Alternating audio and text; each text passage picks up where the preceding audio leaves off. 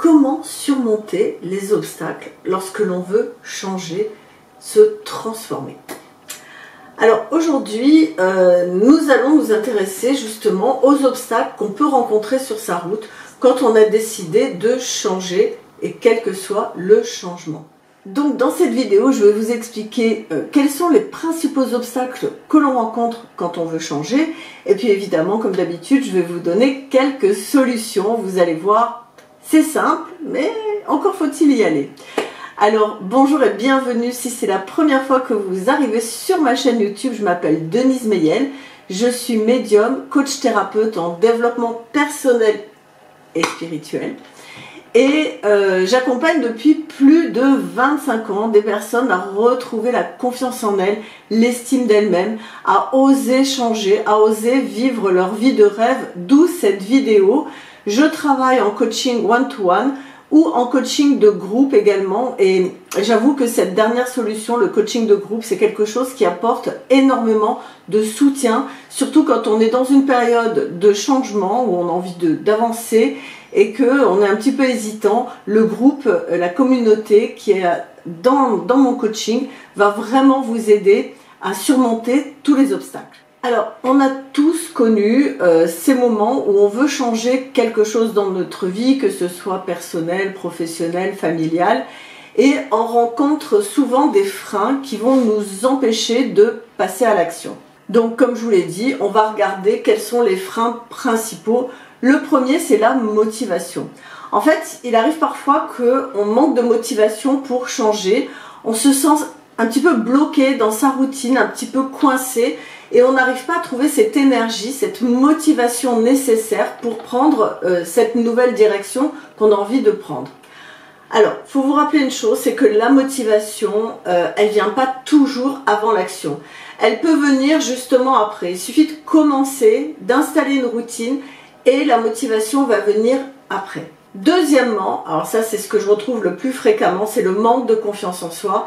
Il y a beaucoup de personnes qui se sous-estiment, qui se dévalorisent, elles pensent qu'elles ne sont pas capables de changer ou de relever des nouveaux défis. Mais en réalité, bien sûr, ce sont des croyances limitantes qui sont mises en place au niveau neurologique et ça peut être transformé. Donc on peut apprendre à se faire confiance, on peut apprendre à croire en ses capacités et on peut accomplir des choses incroyables, évidemment avec de l'aide. Troisièmement, c'est la peur de ne pas tenir dans la durée. On a peur de s'engager, de faire des choses sur du long terme. On se dit je ne vais pas y arriver, je ne vais pas maintenir l'énergie. Donc c'est important de se rappeler que le changement, c'est un processus qui est progressif. Et c'est normal au début de faire des erreurs en cours de route, etc. Mais au fur et à mesure qu'on adopte une mentalité de croyance, qu'on arrive à être tolérant avec soi-même, on continue, on persévère et on y arrive.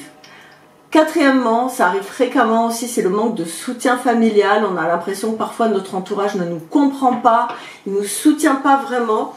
Et c'est vrai que dans ces moments-là, c'est important de chercher du soutien ailleurs, de retrouver des communautés en ligne. Vous avez mon groupe, les Queen Coaching, trouvez un mentor, trouvez un coach.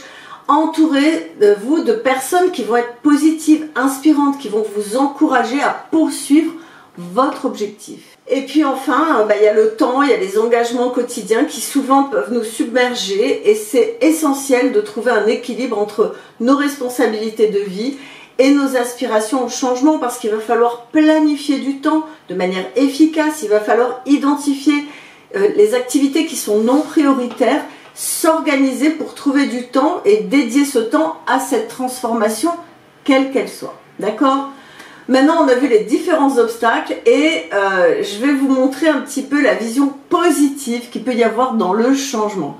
Alors, vous savez que les neurosciences ont démontré que notre cerveau est plastique, il y a une plasticité neurologique du cerveau pour reprogrammer de nouvelles habitudes, de nouvelles pensées. Ça veut dire que vous pouvez tout à fait avoir le pouvoir de changer et de transformer votre vie et de créer la vie que vous voulez. Il faut évidemment utiliser des outils de gestion émotionnelle tels que la méditation, la respiration consciente, apprendre à identifier les schémas de pensée limitantes. Vous pouvez comme ça reprogrammer votre cerveau avec des pensées positives et constructives qui vont vous donner confiance en vous et vous mettre en place la persévérance. Ok ? Alors, il y a 5 arguments que je vais vous donner pour booster votre envie de changer. Premièrement, c'est votre bien-être physique et mental. En apportant des changements positifs dans votre vie, vous allez ressentir un regain d'énergie et savoir avoir des effets sur votre santé physique et sur votre santé mentale. Il y a l'ouverture à de nouvelles opportunités. En sortant de votre zone de confort, vous allez vous donner l'opportunité de découvrir de nouvelles voies, d'explorer de nouveaux domaines, d'apprendre des choses nouvelles. Et ça, c'est génial. Il y a votre croissance personnelle, le développement de votre intelligence émotionnelle. C'est un processus de changement qui va vous permettre d'apprendre, de grandir en tant qu'individu et de développer vraiment cette intelligence émotionnelle et votre capacité du coup à faire face aux défis de la vie. Pas mal quand même, hein. Et puis vous allez être une source d'inspiration pour les autres. Votre propre transformation va vraiment encourager d'autres personnes à changer. Ils vont se dire, bah, si elle a réussi, pourquoi pas moi? Donc ça aussi, c'est très encourageant. Et puis peut-être, ça va être aussi l'occasion de réaliser vos rêves en faisant face aux obstacles, en vous engageant dans ce changement. Vous allez vous rapprocher petit à petit au plus près de vos rêves et de vos aspirations les plus profondes. Voilà un petit peu ce que je peux vous dire sur le changement et les obstacles. Alors, il ne faut pas avoir peur de vous lancer, il faut repousser vos limites et surmonter les obstacles du changement. Vous avez, et on a tous ce pouvoir de créer une vie épanouissante, alignée avec nos valeurs. Donc moi, en tant que coach thérapeute, vraiment, c'est mon travail de vous accompagner tout au long de votre parcours de transformation. Donc si vous avez envie de changer quelque chose dans votre vie, quel que soit le domaine, n'hésitez pas à me contacter. On fera un petit entretien de 15-20 minutes qui me permettra d'évaluer si je peux vous aider, si je peux vous accompagner. Est-ce que ce sera un coaching personnel? Est-ce que ça va être en coaching de groupe avec des formations, avec des vidéos, avec des posts impactants, avec un groupe de soutien? Ça, on le verra ensemble. Donc n'hésitez pas, vous avez le lien de mon site. Vous pouvez prendre rendez-vous avec moi, vous m'envoyez un SMS. On échange 15-20 minutes, c'est gratuit. Ça, c'est vraiment moi qui vous le propose gratuitement. Et ensuite, on voit quel accompagnement vous conviendra le mieux pour oser changer dans votre vie et oser réaliser vos rêves. N'oubliez pas qu'on n'a qu'une vie, alors il faut en profiter. Ok?